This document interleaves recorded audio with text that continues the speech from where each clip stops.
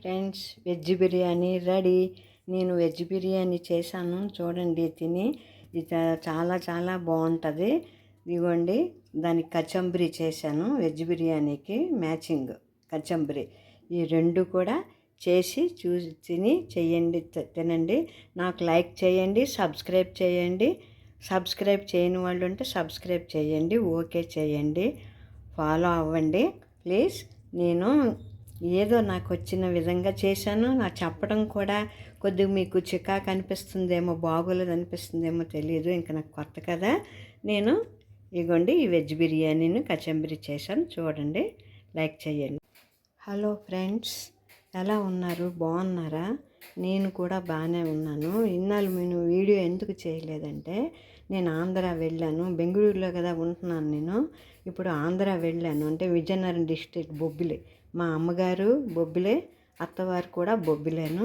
అక్కడికి వెళ్ళి నెక్స్ట్ విజయనగరం ఫంక్షన్కి వెళ్ళాను. అలాగా క్యాంపులు, రాయగడ ఇవన్నీ తిరిగి వచ్చేసరికి నాకు 1.5 month అయ్యింది. ఇప్పుడు బెంగళూరు వచ్చి నేను 1 week అయ్యింది. ఈ 1 week కొద్దిగా రెస్ట్ తీసుకొని ఏదో నాకు తోచిన విధంగా, నాకు వచ్చిన స్టైల్లో ఈరోజు వెజ్ బిర్యానీ చేసి చూపెడదామని అనుకుంటున్నాను. చూడండి, ఆ వెజ్ బిర్యానీకి కావలసిన పదార్థాలు: అల్లం వెల్లుల్లి పేస్టు. ఎందుకంటే ఇప్పుడు నేను ఇప్పుడే కదా వచ్చాను, ఇంకా అల్లం వెల్లుల్లి పేస్ట్ ఇంట్లో తయారు చేయలేదు, అందుకని ప్యాకెట్ తెచ్చాను. నెక్స్ట్ ఇవ్వండి, జీరా, లవంగ, దాల్చిన చెక్క, స్టార్ ఫ్లవరు, పులావాకు. నెక్స్ట్ ఆవు నెయ్యి, ఇంట్లో తయారు చేసిన ఆవు నెయ్యి. నెక్స్ట్ టమాటా, నెక్స్ట్ మిల్ మేకరు, జీడిపప్పు, గ్రీన్ బఠానీ, ఆలు అదే బంగాళదుంప, నెక్స్ట్ పచ్చిమిర్చి, క్యారెట్, ఆనియన్, కొత్తిమీర. వీటితోటి నేను ఇప్పుడు వెజ్ బిర్యానీ చేయాలని అనుకుంటున్నాను. ఇంకా ధనియా పౌడరు, జీరా పౌడర్ కూడా ఉంది, అది నేను వీడియోలో పెట్టలేదు, చేసేటప్పుడు వేస్తాను, అప్పుడు చూపిస్తాను. అలాగేనా, చూడండి.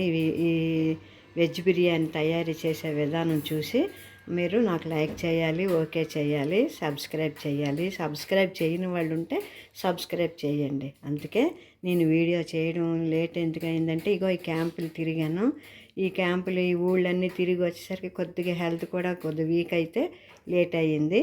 ఇప్పుడు మళ్ళీ స్టార్ట్ చేస్తున్నాను. ఈ వెజ్ బిర్యానీ చూసి చేసి తిని నాకు లైక్ చేసి సబ్స్క్రైబ్ చేయండి, చేయని వాళ్ళు ఓకే చేయండి, ఫాలో అవ్వండి. ఈ వెజ్ బిర్యానీ చేయడానికి ఏటేటి కావాలో ఇవన్నీ చూపించాను కదా. ఇప్పుడు కుక్కర్ పెట్టాను.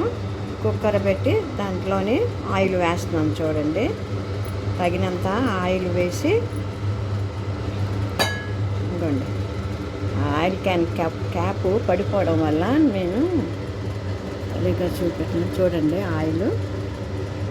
కొద్దిగా ఆయిల్ పడుతుంది, ఎందుకంటే ఈ ఆయిల్ మాత్రం చాలు. అంటే నేను చేసేది 300 grams రైస్ కోసం ఇది చేస్తున్నాను. ఆ ఆయిల్ చాలు. నెక్స్ట్ ఏమో నెయ్యి వేస్తాను కనుక అది సరిపోద్ది. ఇప్పుడు ఫస్ట్ మనం ఏం చేయాలంటే, ఈ ఆయిల్ వేడెక్కింది కదా, ఇప్పుడు ఈ గరం మసాలాలు ఇవి వేయాలి. ఈ గరం మసాలాలు వేసిన తర్వాత అవి ఫ్రై అయినప్పుడు, అవి ఫ్రై అవుతుండగానే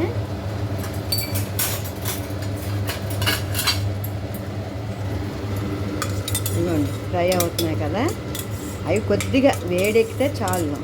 ఈ వేడెక్కిన తర్వాతను ఈ మిల్ మేకర్ ఉంది కదా, ఈ మిల్ మేకర్ని వేడి నీళ్ళల్లో కాసేపు ఉంచి ఆ తర్వాతను పిండి, అప్పుడు అవి మనం మళ్ళీ ఫ్రై చేయాలి. ఫస్ట్ ఫ్రై చేయాలి. అవి కాస్త ఫ్రై అయిన తర్వాతను ఏం చేయాలో అది చూపిస్తాను. ఇవి ఫ్రై అయిన తర్వాత నెక్స్ట్ ఏంటి, ఇవి ఇంతవరకు ఫ్రై అయ్యాయి కదా, ఇప్పుడు మనం ఏంటంటే ఉల్లిపాయ ముక్కల్ని వేయాలి. ఉల్లిపాయ ముక్కలు వేసాం కదా, ఉల్లిపాయ ముక్కలు కొద్దిగా వేగిన తర్వాత పచ్చిమిర్చి వేయాలి.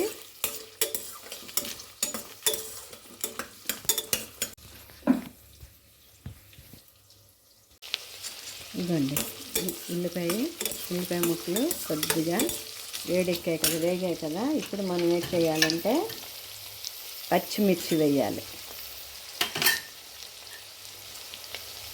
పచ్చిమిర్చి వేసాం కదా. ఇప్పుడు పచ్చిమిర్చి వేసిన తర్వాత రెండు కాసేపు వేగాలి. చూడండి, నేను జీడిపప్పు ఫ్రై చేయటం మర్చిపోయాను. ఇదిగోండి సైడ్కి వేసి కాసేపు అది ఫ్రై అయిన వరకు వేపుతాను. వేగిపోతుందిలేండి, పర్వాలేదు.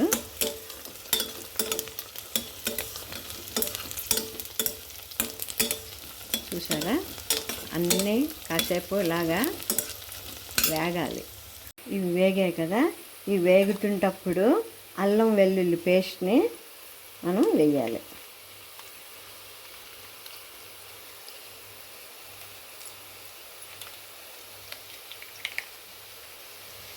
ఇది అల్లం వెల్లుల్లి పేస్ట్ ఇవ్వండి.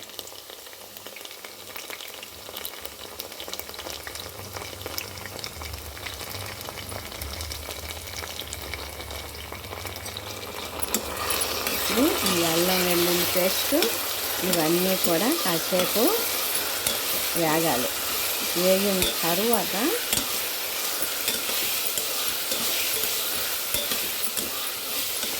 వెజిటబుల్స్ వేద్దాం. తర్వాత అల్లం వెల్లుల్లి వేగింది కదా.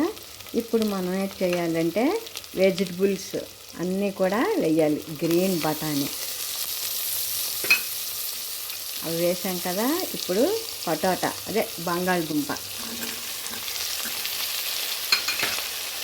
ఆ తర్వాతను carrot pieces, red carrot,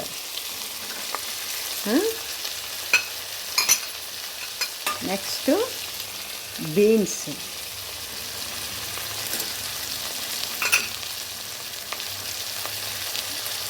next టమాటా. చూసారు కదా, ఇవన్నీ కలపాలి. బాగా కలిపిన తరువాత గరం మసాలా, జీరా పౌడరు వేయాలి. ఇదిగోండి జీరా పౌడర్, నెక్స్ట్ ధనియా పౌడర్,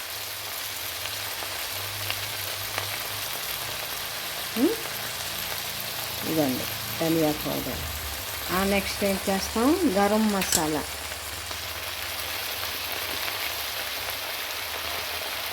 ఇదండి ఇది గరం మసాలా చాలును, ఎందుకంటే 300 గ్రాముల రైసే కదా, ఈ మాత్రం గరం మసాలా చాలును.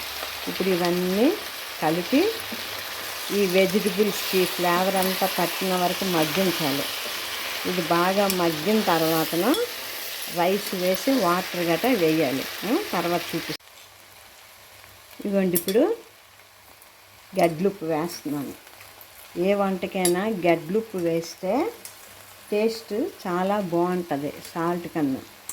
ఈ క్రిస్టల్ అంటాం కదా, దీన్నే గడ్లుప్పు కూడా అంటాము. చూడండి, ఫస్ట్ మాకు అప్పుడు లాంగ్వేజ్ ఏంటంటే గడ్లుప్పు అనడమే మాకు తెలిసింది. అందువల్ల అదే అప్పుడు ఇవన్నీ ఫస్ట్ ఉడుకుతాయి. ఉడికిన తర్వాతనే, అంటే హాఫ్ బాయిల్ అవ్వాలి. హాఫ్ బాయిల్ అయితే ఈ ఫ్లేవర్ అంతా, మసాలా ఫ్లేవర్ అంతా ఏమిటవుద్ది, ఈ వెజిటబుల్స్కి లాక్కుంటే టేస్ట్ వస్తుంది వండితే. తర్వాత చూపిస్తాను. ఇవ్వండి, ఇవి ఇప్పుడు వెజిటబుల్స్కి అన్నిటికీ మసాలా బాగా ఎక్కింది కదా. ఇప్పుడు నేను కడిగి ఉంచుకున్న రైస్, నాకు బాస్మతి రైస్ అంటే ఇష్టం ఉండదు, అందుకని ఈ రైస్నే నేను వాడతాను. ఇదిగోండి ఆ రైస్ని యాడ్ చేస్తున్నాను. చూసారా, ఇప్పుడు ఈ రైస్ని బాగా కలబెట్టాలి. ఈ వెజిటబుల్స్ను రైస్ బాగా కలిపిన తర్వాత కాసేపు ఈ మసాలా అంతా రైస్కి పట్టిన వరకు మనం మూత పెట్టి ఉంచాలి. అలాగేనా. ఇవ్వండి, ఇప్పుడు ఆయిల్ వాటర్ వేస్తున్నాను. చూడండి, కొద్ది పొరపాట్లు ఉన్నాయి, ఏమనుకోకండి. ఆయిల్ వేసాను కదా. కాసేపు ఇది ఉడికిన తర్వాత మనం ఉప్పు చూసుకోవాలి. ఉప్పు చూసుకొని వేసుకోవాలి. ఉప్పు చాలకపోతే వేసుకుంటాం, సరిపోతే అలాగే ఉంచేస్తాం. అందుకైనా చూడండి. ఇప్పుడు ఉడుకుతుంది కదా బాగా. ఈ ఉడుకుతుంటప్పుడు ఒక మాట కలిపి ఉప్పు ఎలా ఉందో సరిపోయిందో లేదో చూస్తాను. సరిపోయింది, ఉప్పు సరిపోయింది. మరి ఉప్పు వేయనక్కర్లేదు. ఈ ఉడుకుతున్నప్పుడు ఏం చేయాలంటే సిమ్లో పెట్టేయాలి. సిమ్లో పెట్టిస్తే చక్కగా పువ్వులాగా ఉడుకుతుంది, అడుగు పట్టదు. ఇప్పుడు ఏంటి చేస్తామంటే సిమ్లో పెట్టేసి మూత పెట్టేయాలి మనం. అండి ఇంతవరకు వచ్చింది. అయితే ఒకటి కుక్కర్ చిన్నది అయిపోయింది, నేను డైరెక్ట్గా చేసేస్తున్నాను. కుక్కర్ క్యాప్ పెట్టకుండా డైరెక్ట్ చేయడం వల్ల చాలా ఎక్కువగా అయిపోయింది నిండా. ఇప్పుడు దగ్గరికి వచ్చేసింది బాగానే. ఇప్పుడు ఏం చేయాలంటే పైన మనం నెయ్యి యాడ్ చేయాలి. ఇదిగోండి.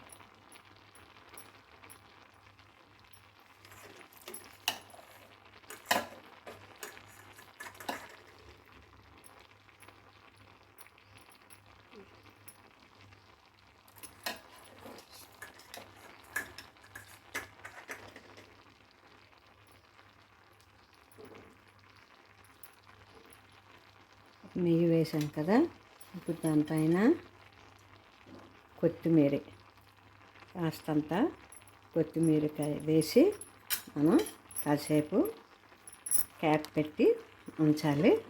ఉన్నది ఇంకా ఉడుకుతుంది.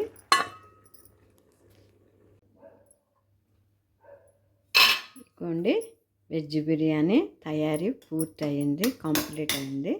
చూడండి, ఇలా చేసి చూడండి. చూసి తినిన తర్వాత నా ఐటెం ఈ వెజ్ బిర్యానీకి కామెంట్ చేయండి. కామెంట్ చేయని వాళ్ళు కామెంట్ చేయండి. సబ్స్క్రైబ్ చేయని వాళ్ళు ఉంటే సబ్స్క్రైబ్ చేయండి. ఓకే చేయండి, ఫాలో అవ్వండి. ఓకేనా?